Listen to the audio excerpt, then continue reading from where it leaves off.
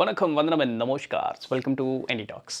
இன்றைக்கி நம்ம என்டி டாக்ஸில் நேற்று இந்த வீடியோவில் நம்ம ஒருத்தங்க கிரியேஷன் வித் நியூ அப்படின்னு சொல்லிட்டு ஒருத்தங்க ஒரு கேள்வி கேட்டிருக்காங்க. என்ன அப்படின்னா, நான் இந்த சராசரி உலக வாழ்க்கையில் எல்லாமே மாயை அப்படின்னு சொல்லிட்டு எப்படி என்னுடைய வாழ்க்கையை வாழ்கிறது, ஏதாவது ஒரு ஒரு ஒன்று வேணும் அப்படின்னு சொன்னால் எனக்கு அது மேலே ஒரு விருப்பம், ஒரு டிசையர் அப்படிங்கிறது ஒன்று இருக்கணும் இல்லைங்களா? அப்படி இல்லாமல் எப்படி இந்த சராசரி உலக வாழ்க்கையில் என்னால் வாழ முடியும் அப்படின்னு கேட்குறாங்க. எந்த ஒரு வெறுப்பும் இல்லாமல் இருக்கக்கூடியது அப்படின்னு சொல்லக்கூடியதான் ஆன்ம முன்னேற்றம்.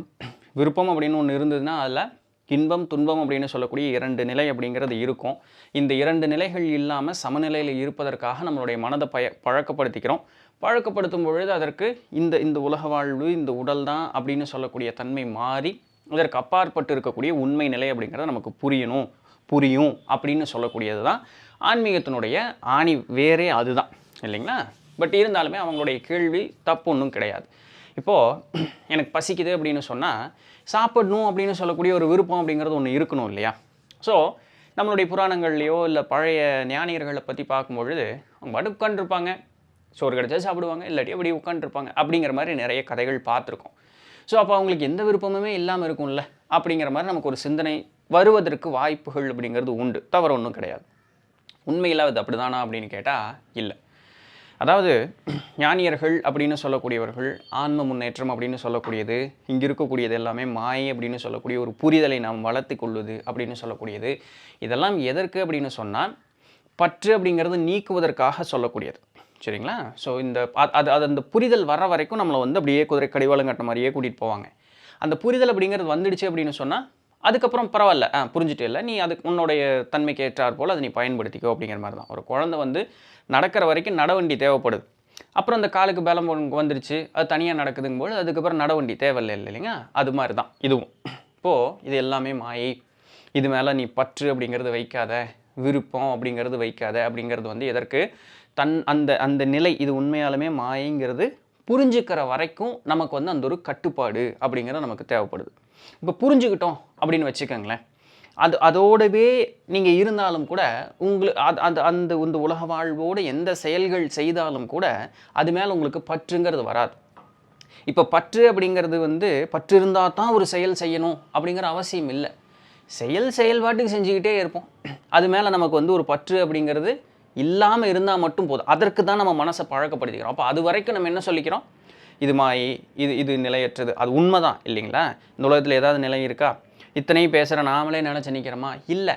ஒரு உயிர் உள்ள ஒரு ஒன்றுலேருந்து உயிர் அற்ற ஒன்று வரைக்கும் எல்லாமே தற்காலிகமாக இருக்குது, பின்ன அது காணாமல் போயிடுது. அப்போ இதுதான் மாயின்னு சொல்லக்கூடியது. இருக்கிற மாதிரி தெரிஞ்சாலுமே அது ஒரு கட்டத்தில் காணாமல் போயிடுது. ஸோ அது மேலே பற்று வைக்காத அப்படின்னு சொல்லக்கூடியது தான்.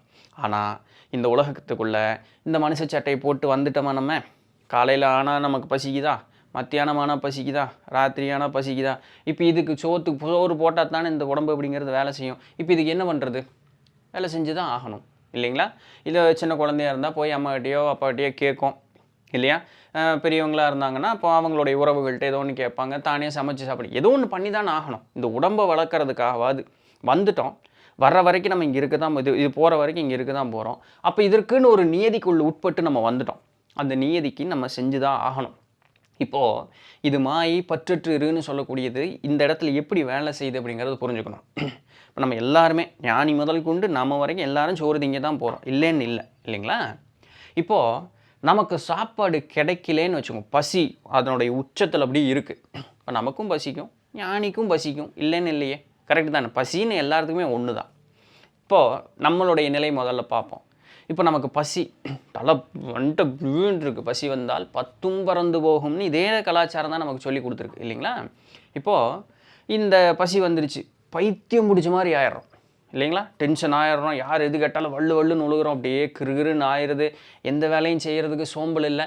நல்லது கெட்டது நியாயம் தர்மம் யோக்கியத்தனம் அப்படின்னு சொல்லக்கூடிய எல்லாத்தையும் தூக்கி போடுறா. முதல்ல சோறு தாண்டா, பசி தாங்க முடியல, இதெல்லாம் பேசுகிறோமா இல்லையா? அதனால தான் பசி வந்தால் 10 பறந்து போகும்னு சொன்னது. அப்போ அந்த பசி, அந்த சாப்பாடு மேலே நமக்கு அந்த அளவுக்கு ஒரு ஈடுபாடு பற்றுங்கிறது இருக்குது. இதே பசி தான் ஞானிக்கும் இருக்கும், இல்லைன்னு சொல்கிறதுக்கு எதுவுமே கிடையாது. ஆனால் நம்மகிட்ட ஏற்படக்கூடிய அந்த ஒரு மாறுதல்னு ஒன்று இருக்குது பாருங்கள், எது விறுவிறுன்னு ஆகிறோம் பாருங்கள், அந்த 10 பறந்து போகுதுன்னு சொல்கிற பாருங்க, அந்த நிலை அவர்கள்ட்ட இருக்காது. அதுதான் அங்கே பியூட்டியே. அது எப்படிங்க இல்லாமல் போகும்? அதற்கு தான் பழக்கப்படுத்திக்கணும்னு சொல்லக்கூடியது. ஆமாம், பசிக்குது, நேற்று சோறு கிடச்சிது, இன்னைக்கு கிடைக்கல, என்ன பண்ணுறது? அந்த ஏற்றுக்கொள்ளக்கூடிய மனப்பான்மை, அந்த இடத்துல அது உண்மை, அது நிதர்சனம்னா அவங்க அதை ஏற்றுக்கிட்டு அப்படியே இருப்பாங்க, அவ்வளோதான். நம்மக்கிட்ட நிலை மாற்றம் ஏற்படும், அவங்கக்கிட்ட நிலை மாற்றம் ஏற்படாது. இது என்ன முந்தின நாள் வரைக்கும் ஒரு வாரி கட்டி தினவர், அடுத்த நாள்லேயே அந்த ஒரு மாற்றம் வந்துடுமா? இல்லை, எல்லாம் பழக்கம்தான். இந்த பழக்கம் என்ன? பல பிறவைகளாக சேர்த்து வச்சதாக இருக்கும். இப்பிறவையிலேயே நல்ல ஒரு ஒரு வைராக்கியம் கொண்டு பூண்டதுனாலையும் ஏற்பட்டதாக இருக்கும். ஆனால் பல பிறவைகளினுடைய தொடர்ச்சி தான் வச்சுக்கோங்களேன். ஸோ எல்லாமே பழக்கம்தான். பழக்கம் இல்லாமல் எதுவும் ஒரு காரியமும் நடப்பது அப்படிங்கிறது இல்லை. இப்போது ஒரு குருவும் ஒரு சீடனும் இருந்தாங்களாம். சரிங்களா? ஒரு நாள் போகிறாங்க, நல்ல உணவு, 3 வேளைக்கு என்ன 4 வேளைக்கு அவர்களுக்கு சாப்பாடு. குரு ஒரு வேளை தான் சாப்பிடுவார். ஆனால் சீடன் இன்னும் அந்தளவுக்கு பக்குவப்படலை. அதனால் 4 வேளை, அதுவும் பொடப்பான தீனி, சும்மா கொஞ்சம் நெஞ்ச தீனி இல்லை, பொடப்பான தீனி 4 வேளை. அந்த பையனுக்கு அப்பா அப்படின்ட்டான். தினமும் இரவு வரும்பொழுது குருவினுடைய வேலை என்னென்னா, இந்த நாள் ஒரு நல்ல இனியதான ஒரு நாளாய் தந்தமைத்ததற்கு நன்றி அப்படின்னு சொல்லி இறைக்கு நன்றி சொல்லிட்டு தான் அவர் படுப்பது அவருடைய வழக்கம்.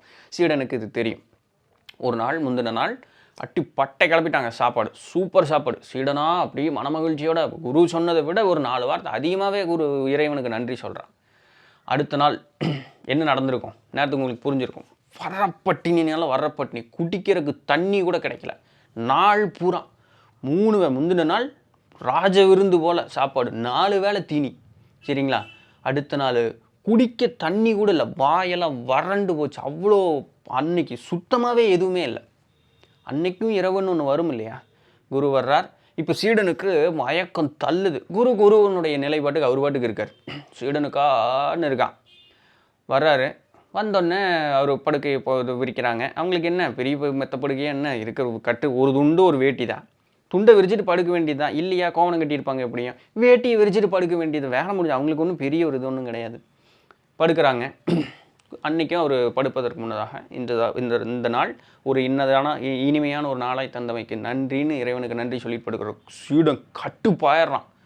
குருவே, என்ன இன்னைக்கு ஒரு வாய் தண்ணி கூட கிடைக்கல, நீங்கள் என் சாமிக்கு நன்றி சொல்கிறீங்க, இது என்ன நியாயம்? இது குரு ஒன்றும் சொல்லலை. பார்த்தாரு. அப்பா, நேற்று நன்றி சொன்னம்மா? ஆமாம், நேற்று நல்ல தீனி, சாமி சாப்பாடு கொடுத்ததுனால நன்றி சொன்னீங்க. நேற்று நடந்தது ஒரு நிலைனா இன்றைக்கி நடந்ததும் ஒரு நிலைப்பா. அதுக்கு நன்றி சொன்னோம்னா இதுக்கும் நன்றி சொல்லணுமே. கிடைச்சது அப்படிங்கிறது ஒரு நிலைனா கிடைக்கலன்னு சொல்லக்கூடியது ஒரு நிலை தானே. அதற்கு நான் மகிழ்ச்சி அடைந்தமே, இதற்கு மட்டும் ஏன் வருத்தப்படணும்? இதற்கும் மகிழ்ச்சி அடைந்தேன். அதை தந்த சாமி தானே இதையும் தந்தது. அதை ஒத்துக்கிட்டோம், ஏன் இதை ஒத்துக்க மாட்டேங்கிறோம்? அப்போ ஏன் இந்த நிலை மாற்றம் வருது? எது நடந்தாலும் அது நன்மைக்கு. இறை எந்த ஒரு காரணகாரியம் இல்லாமல் அது செய்யாது. அப்போ அது நடந்ததுன்னா அது நடந்ததற்கு உண்டான ஒரு காரணகாரியம் இருக்கும். நமக்கு புரியலைங்கிறது தான் முக்கியமே தவிர அது நடந்ததில் குறைன்னு நம்ம சொல்ல முடியாது. இதை சொல்லும் பொழுது தான் சீடனுக்கு அட அப்படிங்கிற ஒரு நிலை. அவனுக்கு அன்றைக்கி பாடம் பாருங்க. அவனுக்கு அன்றைக்கி அந்த பாடம் கிடைக்கிறதுக்கு நாள் பூரா குருவும் வத்திக்கிட்டே இருந்தார். குருவுக்கு அதை பற்றி எந்த கவலையும் இல்லை. அதனால அவர் அதை துன்பமாக எடுத்துக்க போகிறது இல்லைங்கிறனால அது அவ்வளோதான். ஆனால் பாடம் சீடனுக்கு. சரிங்களா? அப்போ அந்த துன்பத்தின் பேரில் அவனுக்கு அந்த வந்தது. அந்த ஒரு புரிதல் வந்தது பாருங்க. இப்போ அந்த சீடன் அந்த குருவனுடைய நிலைக்கு எப்படி முன்னேறினான்? பசி இருக்குது, ஆனால் அந்த பசியின் மீது இருந்த பற்று இல்லை. அந்த பற்றிலிருந்து விலகி நின்னா போதும். இப்போது இச்சை கொண்டு தான் உணவை எடுத்துக்கணும்னு அவசியம் இல்லை. இந்த உடல் கேட்குது இல்லையா? பசிச்சா சாப்பாடு சாப்பிட்றோம், காம உணர்வு வந்தால் உடல் உறவு கொள்கிறோம், இல்லை ஏதாவது ஒரு ஒரு ஒரு ஆபத்து நடக்குதா, நம்மளை தற்காத்துக்கணுமா, அதற்குண்டான வேலை செய்கிறோம். பிறரை காக்கணுமா, அதற்குண்டான வேலையை செய்கிறோம். சிறு பிள்ளைகளை பார்த்துக்கணுமா, பார்த்துக்கிறதுக்கு உண்டான வேலை செய்கிறோம். திருமண பந்தத்தோடு இருக்குமா, மனைவியை பார்க்கணும், கணவனை பார்க்கணும், பிள்ளைகளை பார்க்கணும், அம்மாவை பார்க்கணும், அப்பாவை பார்க்கணும், மாமனார் மாமியார் பார்க்கணும், உற்றார் உறவை பார்க்கணும், நண்பர்களை பார்க்கணும். இந்த கட்டுப்பாடுகளுக்குள்ளே நம்ம இருங்க. இதுக்கு பற்று கொண்டு நீங்கள் அது மேலே அந்த டிசைர், அது மேலே விருப்பம் கொண்டு தான் ஒரு காரியம் செய்யணும்னு அவசியம் இல்லையே. இது இப்படி ஒரு நியதி அப்படின்னு இந்த சமுதாயம் நம்ம கொடுத்துருக்கு. செஞ்சுட்டு போயிட்டே இருப்போமே. நடந்தால் சந்தோஷம், நடக்கலைன்னா சந்தோஷம், அவ்வளோதானே. இந்த நிலைக்கு நம்மளை வளர்த்தி கொள்வதற்காக தான் இந்த பயிற்சி முயற்சி அப்படிங்கிறது எல்லாமே. ஒன்ஸ் இந்த நேக்கு புரிஞ்சிட்டீங்க அப்படின்னு சொன்னால் நீங்கள் இப்படி அதை பிடிச்சிக்கிட்டே சுற்றணும்னு அவசியம் இல்லையே. அது உங்களோட இயற்கையாக மாறிடும். இப்போ எப்படி நம்ம பிடிப்போடு இயற்கையாக இருக்கமோ, பிடிப்போடு நம்ம செயல் அப்படிங்கிறத செய்கிறோமோ, ஒன்ஸ் இந்த ஞானத்திற்கு உண்டான அந்த புரிதல் வந்துடுச்சுன்னா செயல் அப்பவும் செய்வோம், ஆனால் பற்று பிடிப்பு அப்படிங்கிறது அதற்கு மேலே இருக்காது. இதுதாங்க ஞானிக்கும் நமக்கும் உள்ள வித்தியாசம், மற்றபடி வேறு ஒன்றும் இல்லைங்க. சரிங்களா? புத்தர் வந்து மேலே போய் மலை மேலே உட்காந்து தியானம் செஞ்சாராம். அவர் ராஜா வீட்டு பிள்ளை இல்லையா? ஸோ மேலே போய் தவம் செஞ்சார், உட்காந்தார மலை மேலே. இப்படி உட்காந்து பார்க்குறாரு. 1 நாள் 2 நாள் 3 நாள், அதற்கு மேலே முடியல. ஒரு நாள் பசி போட்டு வாட்டி எடுத்துருது. அவரால் சுத்தமாக, ஓங்கடா நீங்களும் உங்கள் தியானமாது தவமாது ஞானமாது சோறு தாண்டா அப்படின்ட்டு கிளம்பி கீழே வந்துடுறாரு. கீழே வரும்போது அங்கே ஒரு குடிசை இருக்குது. குடிசையில் ஒரு வயதான பாட்டி இருக்காங்க. இவர் வர்றாரு. பாட்டி இப்படி பார்க்குறாங்க. ஒன்றுமே பாட்டி சொல்லலை. அவங்களுக்கே ஒன்றும் இல்லை, ஆனால் பாட்டி ஒன்றுமே சொல்லலை. ஒரு தட்டு எடுக்கிறாங்க, சாப்பாடு போடுறாங்க, வைக்கிறாங்க. இப்படி புத்தர் பார்க்குறாரு. பாட்டி ஒன்றும் சொல்லலை. அவங்க பாட்டுக்கு அவங்க வேலையை செஞ்சுட்ருக்காங்க. புத்தர் ஒரு வாய் சாப்பாடு எடுத்து வைக்கிறாரு. பாட்டி இப்படி பார்க்குறாங்க. புரிஞ்சுதா அப்படிங்கிறாங்க. இவ்வளோதாங்க நடந்த விஷயமே. புத்தருக்கு பளீர்னு ஆயிடுது. பாட்டி காலில் விழுந்து வணங்கிட்டு விறுவிறுன்னு மலை மேலே போயிடுறாரு. இப்போ அங்கே நடந்த நிகழ்வு என்ன அப்படின்னா, புத்தர் மனசில், அட இந்த ஒரு வாய் சோத்துக்குத்தானா நான் இத்தப்பெரிய ஒரு வயிறு நம்பிருச்சு. அந்த சாப்பாடு சாப்பிட்டாரு. ஒரு சில இடங்களில் ஒரு வாயின்னு சொல்லுவாங்க, ஒரு சில இடங்களில் வயிறு முட்டை சாப்பிட்டாங்கன்னு சொல்லுவாங்க. அந்த பசி அடங்கினதுக்கு அப்புறம் பார்த்தீங்கன்னா மூளை அப்படியே தெளியுது. ராஜ்யத்தை விட்டு வந்தோம், அழகான மனைவி விட்டுட்டு வந்தோம், மகனை விட்டுட்டு வந்தோம், அனைத்து சுகத்தையும் விட்டுட்டு வந்தோம். எதற்காக? மாபெரும் ஞானம் அப்படிங்கிறத அடைவதற்காக வந்தோம். ஒரு வாய் சோறா என்னை வந்து மறுபடியும் அந்த கட்டில் கொண்டு இன்னைக்கு இது எப்போ தெளிவு வந்தது? வயிறு நம்பினதுக்கப்புறம். அதற்கப்புறம் அவர் எடுத்த முடிவு என்ன? செத்தா சாவேன், இனிமேல் இந்த மாதிரி ஒரு பற்றுக்காக நான் இருப்பதாக இல்லை, வந்ததொரு காரியத்தை செய்து முடித்தே தீருவேன்னு சொல்லி மலை மேலே போனவர் தானவன் அப்படின்னு ஒரு கதை இருக்குது. இப்போ கதை உண்மையாக நடந்துதா பொய்யாங்கிறது நமக்கு தேவையில்லை. அங்கிருந்து இருக்கக்கூடிய நம்ம செய்தி தான் நமக்கு தேவை. அப்போது அந்த அந்த ஒரு நிலை புரிதற வரைக்கும் நமக்கு ஒரு கடிவாளம் தேவைப்படுது. அதனால தான் பற்று கொள்ளாத, விலகி நெல் புரிஞ்சுட்டா இனி நீ நல்லபடியாக நடந்துக்குப்பா அப்படின்றவாங்க. அவ்வளோதான், இவ்வளோதாங்க. ஸோ எதொன்னையும் வந்து ஒரு விருப்பத்தோடு தான் போய் செய்யணும் இல்லை, செயல் செய்யுங்க, அவ்வளோதான். அதை விலகி நின்று செய்யுங்க. இந்த விலகி நில்லுங்கிறது என்ன?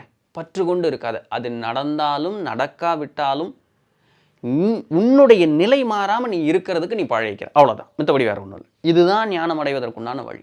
இதுதான் ஒரு ஜீவன் முக்தர் இருப்பதற்குண்டான ஒரு நிலை அப்படின்னு சொல்லக்கூடியது. சரிதானுங்களே? ஸோ பற்று இல்லை அப்படின்னு சொன்னாலும், விருப்பம் அப்படிங்கிறது ஒன்று இல்லைன்னு சொன்னாலும், செயல்பாட்டுக்கு நம்மளால் செய்ய முடியும். ஸோ இந்த உலக வாழ்வோடு நம்ம இருக்கிற போல் இருக்கணும். வெளித்தோற்றத்தில் வெளிக்கண்கள் பார்ப்பதற்கு நம்ம சராசரியாக இருப்பது போல் இருக்கும். ஆனால் உள்ளார்ந்து நம்மளுடைய மனம் சாந்தமாக ஒரு நிலையோடு இருக்கும், எந்த விதமான நிலை மாற்றமும் இல்லாமல். ஒரு உங்களுடைய கணவனோ மனைவியோ உற்றார் சுற்றம் மகிழ்ச்சியோடு உங்களோடு வாழ்ந்திருந்தாலும் சரி, உங்கள் கண்ணு முன்னாடி அவர்கள் நிலை மாறி இருந்தாலும் சரி, உங்ககிட்ட எந்த நிலையும் மாறாது. இதற்கு நம்ம பழகிக்கணும், இவ்வளோதான். இதற்கு குருவை தேடி போகிறோம், இல்லை குரு நிலையில் இருக்கக்கூடியவர்களுடைய உபதேசம் கேட்குறோம், நூட்கள் படிக்கிறோம், நூட்கள் வாயிலாக கற்றதையும் குரு வாயிலாக கேட்டதையும் நம்ம விசாரணை செய்து பார்க்குறோம். செய்து பார்த்த விசாரணையின்படி நிற்கிறோம். நின்று பார்க்கும்பொழுது நமக்கு ஒரு இத்தனையும் செய்யும் பொழுது ஒரு தெளிவு அப்படிங்கிறது கிடைக்குது.